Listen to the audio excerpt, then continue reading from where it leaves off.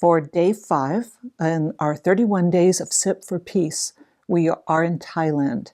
Now, this is an area that I knew very little about, so it inspired me to include it and encouraged me to learn more.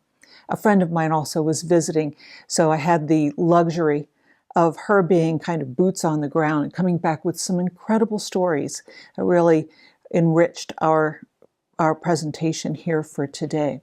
She found 2 plantations that I weren't on Google, and I'm so glad she did. So we're featuring tea, the tea region in Thailand. One is called Monsoon Tea, and this is a company that is it's a relatively new company, but they're focusing on some of the ancient tea trees.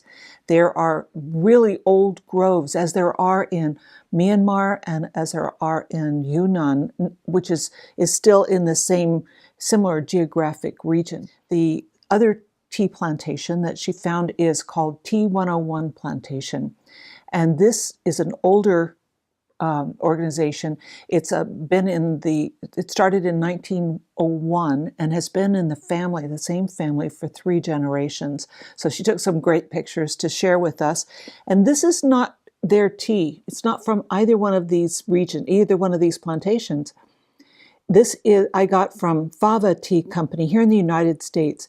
And I don't really know much about where it's grown, but it was interesting because the leaves are very mixed. Some are very large pieces, others are broken.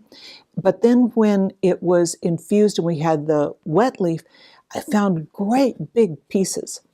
So it was fun to really explore this tea, both the dry, the wet, and then when I brewed it, the liquor is really golden, a little darker, and the aroma a little roastier. So what this gave to our global tea blend, one of the things about the 101 Tea Plantation and their history is that they were invited to participate with the King of Thailand in a program to reduce or remove opium as the primary agricultural product. They were instrumental in adding tea. This inspired the question that I want to share with you today. As we use these times together, as we use the sip-ins that we do daily, and we're trying to imagine a world without war. Of course, none of us know what it's going to look like. So we have the freedom to imagine almost anything. I'd like to suggest that we can live in a world that, even if it doesn't have war, that more people can live not only in peace, but in health and in safety.